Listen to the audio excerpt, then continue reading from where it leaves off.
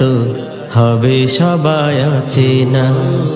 আজকে মরলে কালকে 2 দিন মনে কেউ রাখবে না। যাদের লাগি করলা তো হবে সবাই অচেনা। থাকতে সময় দাও গো পারি সরল পথে হাঁটি। শেষ ঠিকানা হবে সবার 3.5 হাত মাটি। থাকতে সময় দাও গো পারি সরল পথে হাঁটি। শেষ ঠিকানা হবে সবার 3.5 হাত মাটি।